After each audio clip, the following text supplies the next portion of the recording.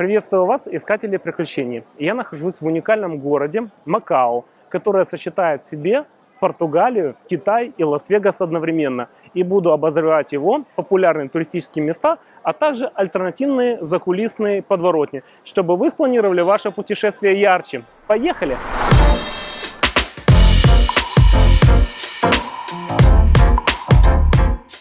Представьте себе место, где старая Европа, современный Лас-Вегас и древний аутентичный Китай сошлись в уникальном сочетании. Узкие улочки с португальской плиткой сменяются сверкающими казино, а древние храмы соседствуют с современными небоскребами.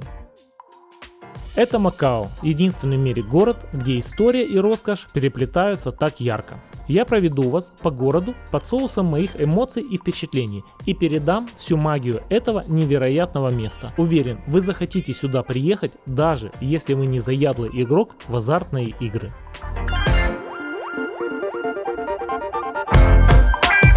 Сегодня отправляюсь в Макао из Гонконга. Остановка автобусной компании OneBus. На самом деле компаний несколько, но это одна из самых популярных, находится в центре, в пешей доступности, поэтому выбрал я ее. Важный нюанс. Большой туристический чемодан не входит в стоимость билета, и нужно покупать отдельно детский билет еще. Иначе вас могут просто не пустить в автобус, если у них не окажется места для вашего чемодана.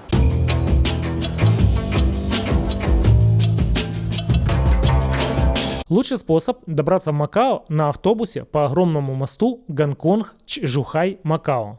Этот мост протяженностью около 55 километров и является самым длинным в мире. Его часть проходит под водой через два подводных тоннеля, что обеспечивает свободное прохождение торговых судов. Строительство этого моста длилось 9 лет и обошлось в 20 миллиардов долларов и стало не только технологическим достижением Китая, но и символом объединения автономного Гонконга, автономного Макао с континентальным Китаем.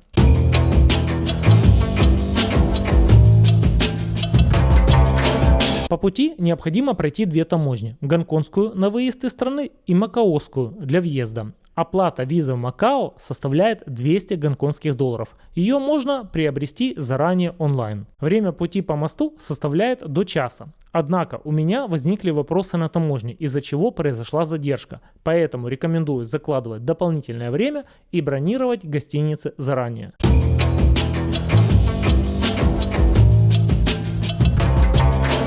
Обратно я воспользовался услугами другой автобусной компании China Travel Service Bus. И в ней в стоимость билета, которая была такой же, как и на OneBus, уже был включен багаж.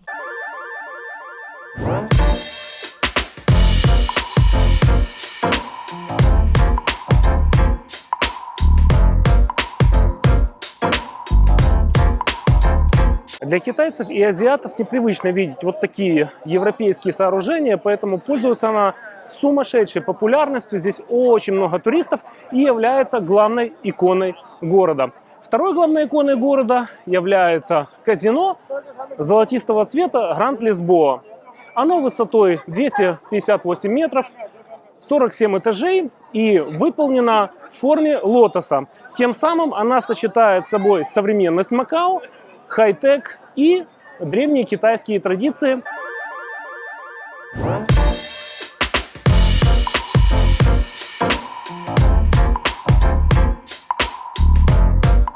Внутри собора есть пару камней, от него какие-то исторические артефакты, но в целом это по сути одна просто стена. Вот как дом-стена в Одессе фейковая, только эта стена не фейковая. Начиная от руин собора идет крутой спуск, как в Лиссабоне, в старый город, где улицы выложены брусчаточкой, мрамором, и все напоминает Португалию, Лиссабон. Пирожные, пастель де ната, разные панадерии, пекарни. Очень и очень необычно видеть это в Азии.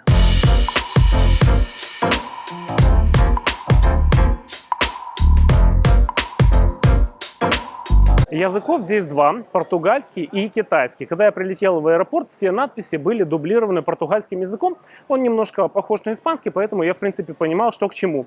Но большинство китайцев португальский не знает. И его используют в основном юриспруденции, но где-то 2,5% населения им пользуются. Старый город действительно впечатляет, он мне напоминает такую Европу. Но сказать, что он какой-то большой, я не скажу. Валюта в Макао своя, называется МОПа, но здесь можно совершенно спокойно рассчитываться гонконгскими долларами. Кстати, карты Visa и MasterCard принимают тут не везде, поэтому запаситесь огромным количеством налички из Гонконга.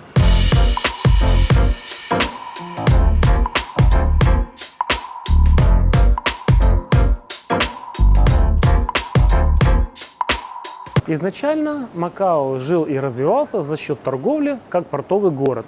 Но когда британцы подмяли под себя Гонконг, значение Макао как порта уменьшилось, и им нужно было как-то развиваться. И они придумали и реализовали очень классную идею открыть здесь казино. Понастраивали кучу казино. Тут даже есть специальный остров Тайпа, где неимоверная концентрация казино, и тем самым привлекли со всего Китая, Сингапура и всех богатых азиатских стран сюда игроманов. За счет этого Макао является одним из самых дорогих городов мира. В 90-х годах, когда время больших империй закончилось, Португалия передала Макао Китаю, как Британия в свое время Гонконгу. На принципе автономии, одна страна, две системы.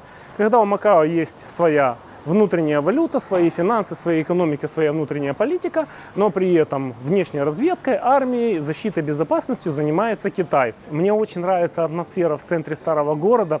Здесь так спокойно после Гонконга, здесь можно гулять, здесь можно где-то присесть на лавочку, на улице. Невероятно классная атмосфера и полным-полно современных кафешечек с качественным кофе. Я вот мороженое матча съел, очень качественное, там минимум сахара, матча такой насыщенный вкус. В общем, тут можно нормально ходить, смотреть, пробовать все, не просто приезжать на один день посмотреть собор Святого Павла и казино Гранд Лисбоа, а наслаждаться жизнью, заниматься шопингом.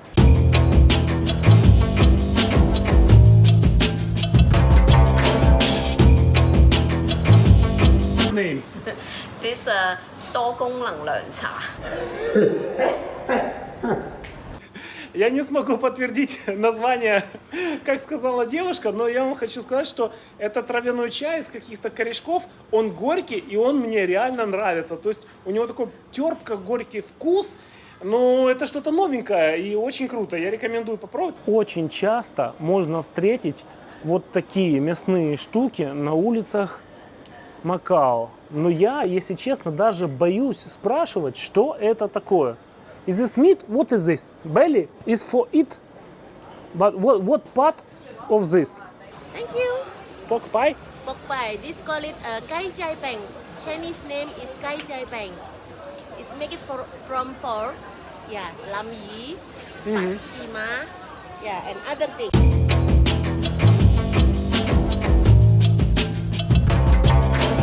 Ну и как в каждом большом европейском городе, центром является площадь. Здесь она называется Сенатская площадь, и она выложена вот такой мозаикой в форме волн черно-белого цвета.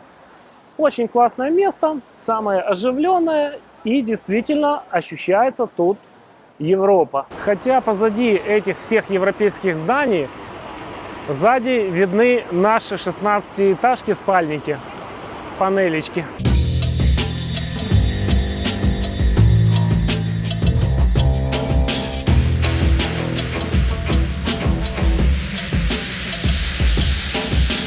Я сейчас нахожусь на улице Счастья, или по-португальски Rua de la Felicidade. Здесь раньше была улица красных фонарей, так как Макао город портовый, торговый, а в таких городах всегда пользуются услуги проституток для моряков. Эта улица была для оказания подобных услуг. Мне прям так нравится этот переулок, тут все пронизано такой историей крутой.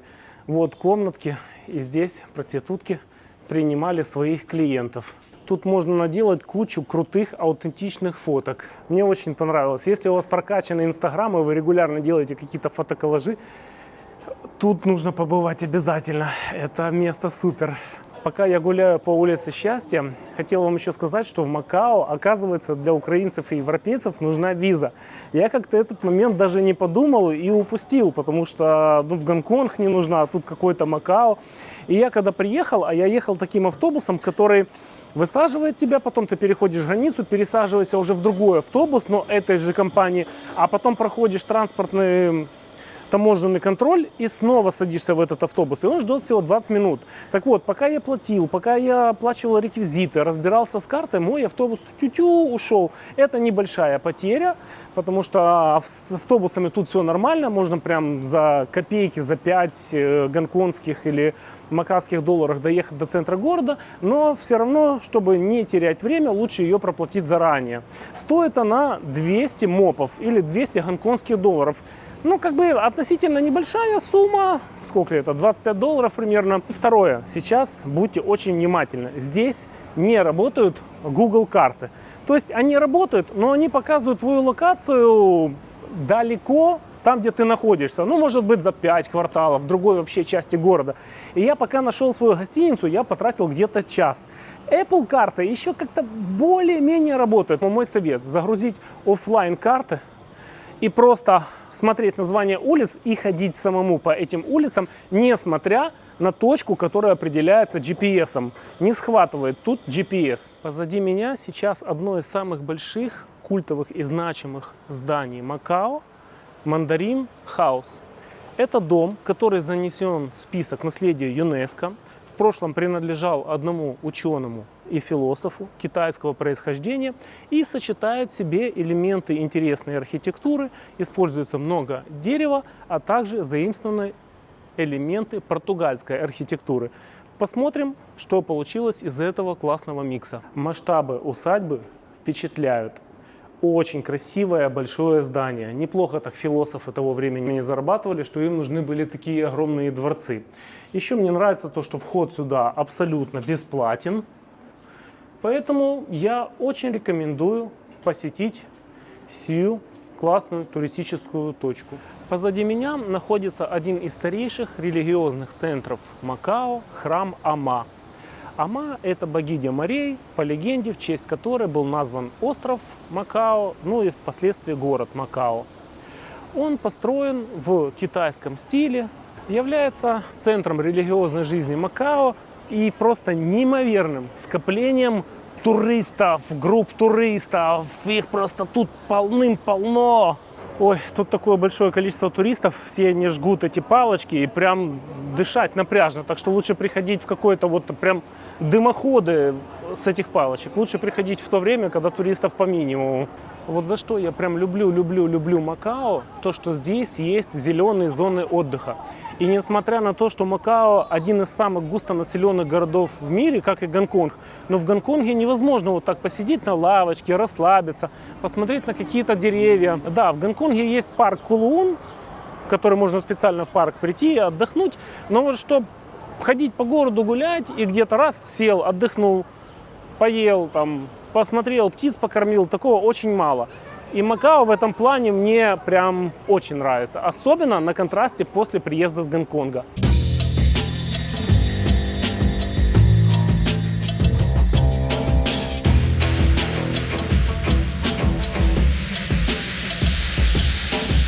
Я сейчас нахожусь на самой главной смотровой площадке всего Макао. Это телевизионная башня высотой 336 метров. Отсюда открывается прекрасный вид на остров Тайпа и на само Макао. Но, к сожалению, сегодня пасмурная погода, поэтому вид такой себе. Но что самое интересное, то что здесь находится один из самых высоких банджи-джампингов в мире. И вы за определенную сумму денег можете прыгнуть с этой башни вниз. Я уже в Киеве на роуп-джампинге с Труханова моста напрыгался, спина у меня до сих пор побаливает, поэтому это развлечение, как по мне, для более молодых. Но, в принципе, тут очень классно. Во-первых, есть 2 этажа, 58-й, и там есть стеклянный пол. И ты можешь походить по стеклянному полу и наблюдать вниз за дорогой. Тоже я вам скажу, что дрожь по ногам пробегает, порция адреналина есть. Если же вы не хотите с банджи-джампингом, можно просто походить по парапету со страховкой. Это намного дешевле и получить еще более экстремальные ощущения. Поэтому очень классная башня, очень классно, что здесь можно так развлекаться, потому что башен есть много, я во многих городах был на башнях, но чтобы вот активности такие экстремальные были, это пока что только в Макао.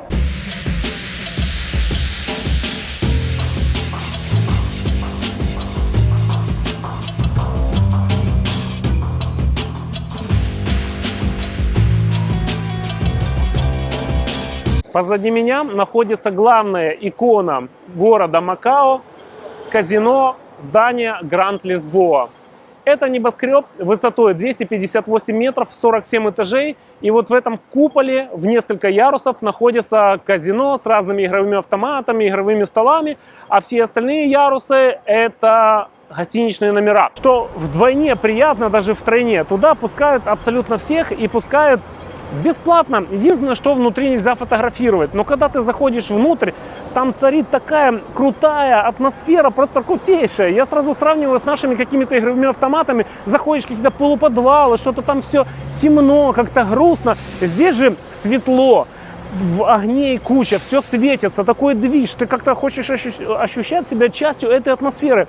Люди как-то играют, что-то за друг друга болеют. Ну вообще такое... Какая-то прям движуха, прям, ну, не концерт какой-то, но прям, ну, хочется быть. И там есть столик, я сел за столик, там можно заказать пивка, ну, не обязательно играть, просто сидишь, пьешь пивко или ешь и смотришь на это все. Можно с кем-то пойти, просто общаться, там за столиком посидеть. Более того, там такая, ну, так классно, там чай разносят, кофе разносят. А на первом этаже фойе находится... выставки, инсталляции разных дорогих предметов роскоши, сделанные из настоящего золота, там слоновой кости, из разных дорогих элементов. В общем, для меня это казино прям что-то такое, как из фильма про Лас-Вегас. Ну реально столики, люди все играют, очень круто.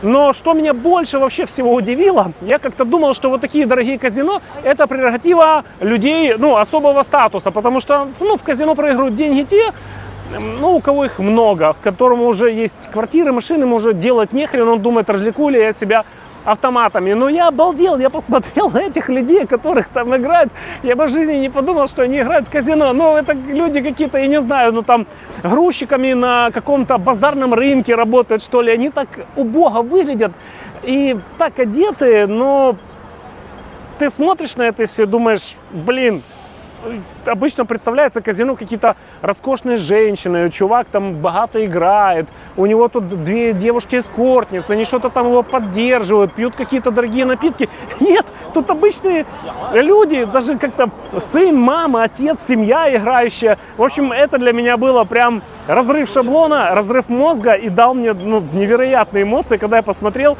этих играющих людей.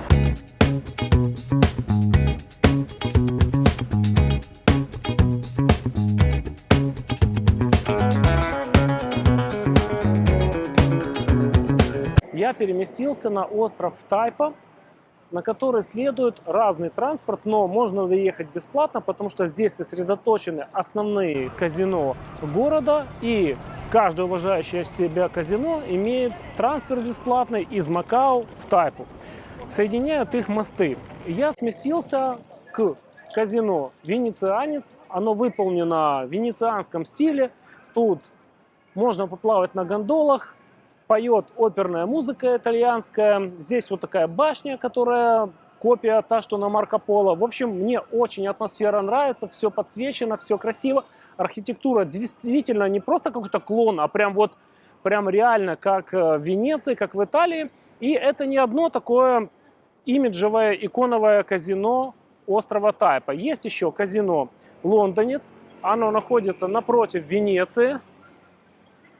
У него есть Биг Бен, и построено это казино в готическом стиле, как будто это какой-то храм, собор, церковь, как они там, костел называются. Ну а за казино, естественно, есть многоэтажки, там, где гостиничные номера. Каждое уважающее себя казино проводит какое-то шоу, чтобы привлекать публику. Я вам хочу сказать, даже если не ходить играть в эти казино, а просто ходить здесь, восхищаться всеми этими зданиями, это интересное времяпровождение. Тут действительно красиво. А для китайцев, которые Европу не видели, это, наверное, вообще какой-то культурный шок. И они тут прям кайф ловят, фоткаются, ми-ми-ми, там очень им это нравится все. Потому что это не стандартная архитектура для Китая и в целом для Азии.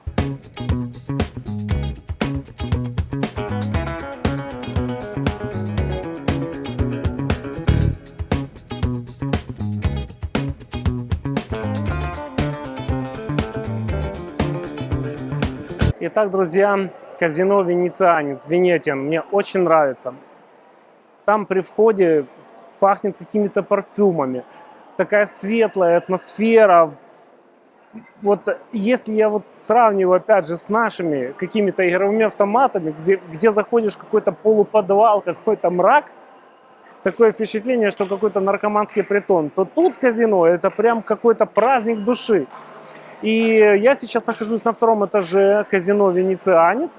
Тут есть искусственное небо и каналы, но на самом деле это бассейн. И все построено так, как будто ты ходишь по этим каналам. Но это второй этаж. И вдоль всех этих каналов расположились бутики элитной продукции. Полностью второй этаж под торговлю, третий этаж под какие-то гостиницы, развлечения. Очень круто. Можно даже ходить как по шоппинг-моллу. Ну, не то, что ты там в казино пошел. Казино себе на первом этаже. А ты ходишь как по какому-то фудкорту, какая-то Лавина Молл или Ocean Plaza. Тут все продается, ну, украшения. Единственное, что более дорогой направленности. Там разные драгоценные изделия, элитные бренды. Ну и еда.